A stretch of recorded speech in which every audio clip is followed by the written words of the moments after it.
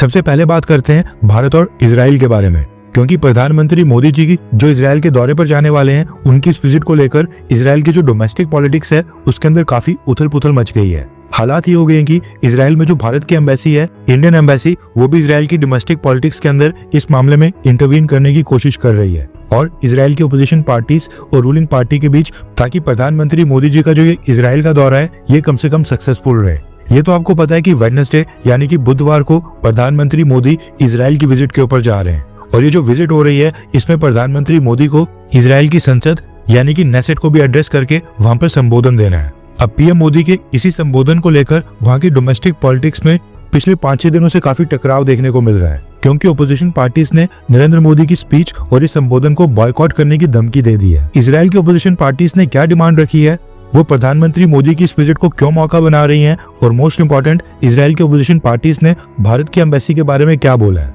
ये सब समझने से पहले ये समझना जरूरी है कि बेंजामिन नेतन्याहू आखिरकार इजराइल की ओपोजिशन पार्टीज की डिमांड को क्यों नहीं मान रहे हैं। क्या बेंजामिन नेतन्याहू ये नहीं चाहते हैं कि प्रधानमंत्री मोदी को इजराइल में शर्मिंदा ना होना पड़े। एंड इससे पहले डोनाल्ड ट्रंप और अर्जेंटीना के प्रेसिडेंट जब इजराइल आए थे तो उनके साथ क्या हुआ था। रेफरेंस के लिए आपकी स्क्रीन के ऊपर आर्टिकल का स्क्रीनशॉट है। दरअसल ये सारा मसला स्टार्ट हुआ इजराइल के अंदर जुडिशियल रिफॉर्म्स के कारण। नेतन्याहू और उनकी कोलिशन गवर्नमेंट इजराइल के अंदर सुप्रीम कोर्ट की पावर को लिमिट करना चाहती है। बेंजामिन नेतन्याहू की गवर्नमेंट के अकॉर्डिंग इजराइल की जो सुप्रीम कोर्ट है वो काफी ओवर पावरफुल हो गई है, यानी कि उसके पास ज्यादा पावर्स आ गई हैं और लोगों द्वारा चुनी इलेक्टेड गवर्नमेंट के फैसलों को सुप्रीम कोर्ट बार बार रिजेक्ट कर देती है। अब मसला ये है कि इजराइल के अंदर भारत की तरह एक लिखित संविधान नहीं है, सिर्फ बेसिक लॉज हैं और इजराइल की सुप्रीम कोर्ट इन्हीं बेसिक लॉज के बेसिस के ऊपर कई बार गवर्नमेंट की पॉलिसीज को कैंसिल करने की पावर रखती है। इसीलिए बेंजामिन नेतन्याहू की गवर्नमेंट ने पूरा एक प्लान प्रपोज किया था जिसमें सुप्रीम कोर्ट के जजेस की अपॉइंटमेंट का जो प्रोसेस है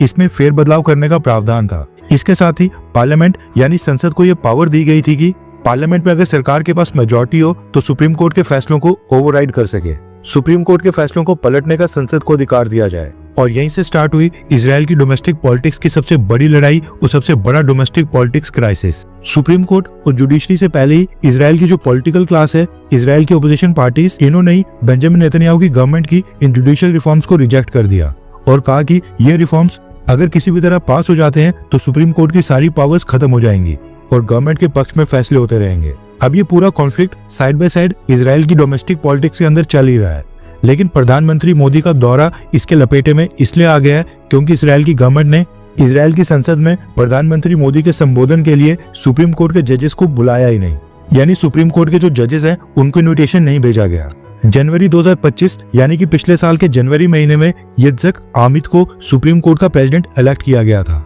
यानी जो इजराइल के अंदर जुडिशरी है उन्होंने अपना सुप्रीम कोर्ट का चीफ जस्टिस खुद ही इलेक्ट कर लिया था। लेकिन जो इजराइल की गवर्नमेंट है उसने इस अपॉइंटमेंट को फॉर्मली रिकॉग्नाइज करने से मना कर दिया और स्टेट गजेट के अंदर आज तक यित्ज़हक आमिद का नाम चीफ जस्टिस के रूप में पब्लिश नहीं किया गया है। अब क्योंकि सुप्रीम कोर्ट ने जुडिशियल रिफॉर्म्स को रोक दिया था तो उसका बदला लेने के लिए इजराइल की गवर्नमेंट ने नए चीफ जस्टिस की अपॉइंटमेंट कोई मान्यता नहीं दी और इसका परिणाम ये हुआ कि सुप्रीम कोर्ट के चीफ जस्टिस आमिद को इजराइल की गवर्नमेंट हाई प्रोफाइल इवेंट्स में इन्वाइट ही नहीं करती है। यूएस प्रेसिडेंट डोनाल्ड ट्रंप और अर्जेंटीना के प्रेसिडेंट जेवियर मिलेई भी इससे पहले इजराइल की नेसेट में एड्रेस देने आए थे, उसके अंदर भी इजराइल की गवर्नमेंट ने सुप्रीम कोर्ट के चीफ जस्टिस को इनवाइट नहीं किया था, जबकि रूल्स के अकॉर्डिंग सुप्रीम कोर्ट के चीफ जस्टिस को भी इनवाइट करना होता है। लेकिन जब रिकॉग्निशन ही नहीं दी है तो इनवाइट करने का सवाल ही पैदा नहीं होता है। ऐसे में बेंजामिन नेतन्याहू की गवर्नमेंट इसी पैटर्न को कंटिन्यू करते हुए अब जो प्रधानमंत्री मोदी जी का नेसेट के अंदर एड्रेस होना है उसमें भी नेतन्याहू की गवर्नमेंट ने सुप्रीम कोर्ट के चीफ जस्टिस आमिद को इन्वाइट नहीं किया था। इजराइल की गवर्नमेंट का कहना है कि हमने तो डोनाल्ड ट्रंप और अर्जेंटीना के प्रेसिडेंट के समय भी इन्विटेशन नहीं भेजा था, तो अब स्पेशल ट्रीटमेंट क्यों दिया जाए, भारत के केस में तो हम बुलाएंगे ही नहीं। अब जुडिशरी तो खैर इस मामले में ज्यादा कुछ नहीं कर सकती है, लेकिन जो इजराइल की ओपोजिशन पार्टीज हैं, ओपोजिशन पार्टीज के पार्लियामेंटेरियंस हैं जो संबोधन के समय इन्वाइटेड होते हैं, संसद के अंदर प्रेजेंट होते हैं, उन्होंने प्रधानमंत्री मोदी के इस एड्रेस को बॉयकॉट करने की धमकी दे दी है। होता क्या है कि जब भी किसी फॉरेन कंट्री से किसी लीडर को संसद में संबोधन देने के लिए इन्वाइट किया जाता है तो वहां पर ओपोजिशन पार्टीज के सांसद भी वहां पर प्रेजेंट होते हैं। लेकिन इजराइल के leader of opposition Yair Lapid ने ओपनली वार्निंग दी है कि अगर इजराइल के सुप्रीम कोर्ट के चीफ जस्टिस यित्ज़हक आमिद को कन्वेंशन के मुताबिक प्रधानमंत्री मोदी के एड्रेस के लिए इनवाइट नहीं किया गया तो फिर ओपोजिशन पार्टीज नेसेट सेशन को बॉयकॉट कर देंगी। वॉकआउट जैसे ऑप्शंस की धमकी दी जा रही है। याइर लापिद ने ओपनली धमकी देते हुए कहा है कि हम भारत को एम्बैरेस नहीं करना चाहते हैं, हम नहीं चाहते हैं कि 100 करोड़ से ज्यादा पॉपुलेशन वाले देश के प्राइम मिनिस्टर इजराइल में आए और यहाँ पर हाफ एम्प्टी नेसेट यानी कि आधी अधूरी संसद के सामने खड़े होकर उनको अपना संबोधन देना पड़े। इजराइल के अपोजिशन लीडर ने यह भी कहा है कि इस मसले के कारण इंडियन एम्बेसी वो भी पैनिक मोड में आ गई है, क्योंकि एड्रेस दोनों देशों के लिए काफी सम्मान का मैटर है, ऑनर का मैटर है, और इसको हम सक्सेसफुल बनाना चाहते हैं। ये कहना है इजराइल के अपोजिशन लीडर का। अब देखा जाए तो कोलिशन गवर्नमेंट के लिए ये चीज इतनी आसान बिल्कुल नहीं है, क्योंकि अगर सुप्रीम कोर्ट के चीफ जस्टिस को इन्वाइट किया गया तो इसका मतलब है कि बेंजामिन नेतन्याहू की गवर्नमेंट जुडिशरी के सामने झुक गई है और एट द एंड जुडिशरी जीत गई है। साथ में ये भी नोट करने वाली बात है कि recently US president Donald Trump और अर्जेंटीना के प्रेसिडेंट जैविर मिलाई ने भी बेंजामिन नेतन्याहू और कोलिशन गवर्नमेंट के इन्विटेशन के ऊपर नेसेट को एड्रेस दिया था, मगर उस समय भी दोनों पार सुप्रीम कोर्ट के चीफ जस्टिस आमिद को इन्वाइट नहीं किया गया था और ये तमाम अपोजिशन पार्टीज आज जो एड्रेस को बॉयकॉट करने की धमकी दे रही हैं, इन सब ने उस समय नाराजगी तो जताई थी, लेकिन उस समय एड्रेस को बॉयकॉट करने की ना धमकी दी थी और चुपचाप दोनों ही एड्रेस अटेंड कर लिए थे। उस समय इतना बड़ा ड्रामा क्रिएट नहीं हुआ था। अब ये भारत और प्रधानमंत्री मोदी की किस्मत है कि हमारी बार ये डोमेस्टिक पॉलिटिक्स का कॉन्फ्लिक्ट इतने इंटेंस स्टेज के ऊपर पहुंच चुका है और अब अपोजिशन पार्टीज ने क्लियर कंडीशन रखी है कि अगर चीफ जस्टिस आमिद को इन्वाइट नहीं किया गया तो वो भी प्रधानमंत्री मोदी के एड्रेस को अटेंड नहीं करेंगे। अब ये देखना भी इंटरेस्टिंग होगा कि क्या Israeli prime minister Benjamin Netanyahu इस मामले में पर्सनली इंटरवीन करके अपनी ईगो को साइड के ऊपर रखकर सुप्रीम कोर्ट के चीफ जस्टिस को इन्वाइट करते हैं, ताकि अपोजिशन पार्टीज के सांसद भी प्रधानमंत्री मोदी का एड्रेस अटेंड कर लें और नेसेट फुल हाउस रहे, या फिर डोमेस्टिक पॉलिटिक्स के चलते प्रधानमंत्री मोदी को आधी संसद को ही मजबूरी में संबोधित करना पड़े। न्यूज आ रही है कि भारत की एम्बेसी न सिर्फ इजराइल की गवर्नमेंट के साथ कनेक्टेड है, बल्कि अपोजिशन पार्टीज भी भारत की एम्बेसी को कांटेक्ट करके ये समझाने की कोशिश कर रही हैं कि हम भारत या फिर प्रधानमंत्री नरेंद्र मोदी से हमको कोई प्रॉब्लम नहीं है, बस हम चाहते हैं कि ये कोलिशन गवर्नमेंट रूल्स को फॉलो करे और जुडिशरी के साथ टसल खत्म करे। यानी कि अपोजिशन पार्टीज भारत को समझाने की कोशिश कर रहे हैं कि हम एक तरह से मौके का फायदा उठाने की कोशिश कर रहे हैं।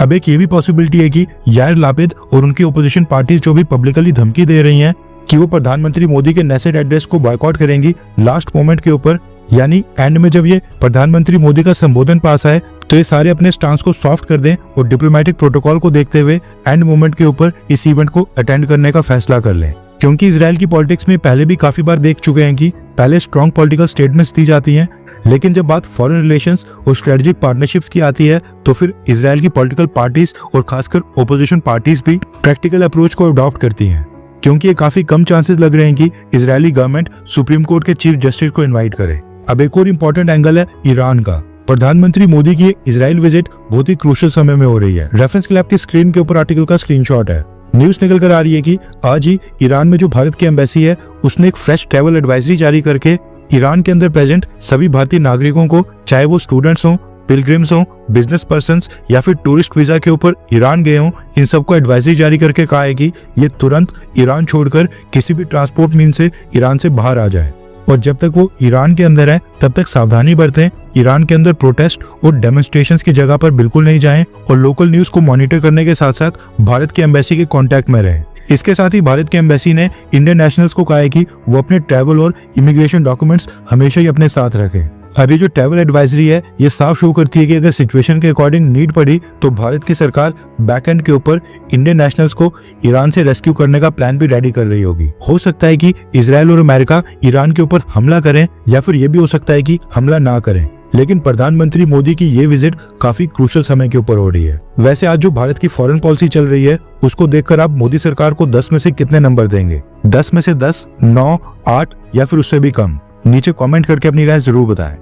हर 24 घंटे के अंदर जियोपॉलिटिक्स में बड़े फेरबदलाव और उलटफेर हो रहे हैं और भारत के लिए नए चैलेंजेस आ रहे हैं। कोई देश अपने फैसले से पलट रहा है तो कोई देश ब्लैकमेलिंग के ऊपर उतर आया है। सभी देश एक दूसरे को नीचे लगाने की कोशिश कर रहे हैं। इन सब के बीच हमारा भारत किसी भी देश से पीछे न रह जाए, इसके लिए मोदी सरकार लगातार कोशिशें कर रही है। एंड भारत की foreign policy, defence news, economy और ग्लोबल अफेयर्स का सही एनालिसिस हमारे चैनल इंडियन अफेयर्स का मिशन है और ये मिशन आपके सपोर्ट के बिना अधूरा है। इंडियन अफेयर्स हिंदी के ऊपर हम सभी फैक्ट्स और डेटा बिल्कुल सरल भाषा में एनालाइज करते हैं बिना किसी एजेंडा के। अगर आप चाहते हैं कि इंडियन अफेयर्स का सही और ऑथेंटिक एनालिसिस आप तक लगातार पहुंचे तो इस वीडियो को लाइक करें और हमारे चैनल इंडियन अफेयर्स को सब्सक्राइब करके बेल नोटिफिकेशन ऑन करना मत भूलिए। आपका एक लाइक हमारे चैनल को ग्रो करने में काफी मदद करेगा और एक सब्सक्राइब ये सुनिश्चित करेगा कि आप किसी भी इंपॉर्टेंट अपडेट को मिस ना करें। अगर आपने हमारे चैनल को पहले से सब्सक्राइब किया है तो दिल से धन्यवाद। जय हिंद, वंदे मातरम।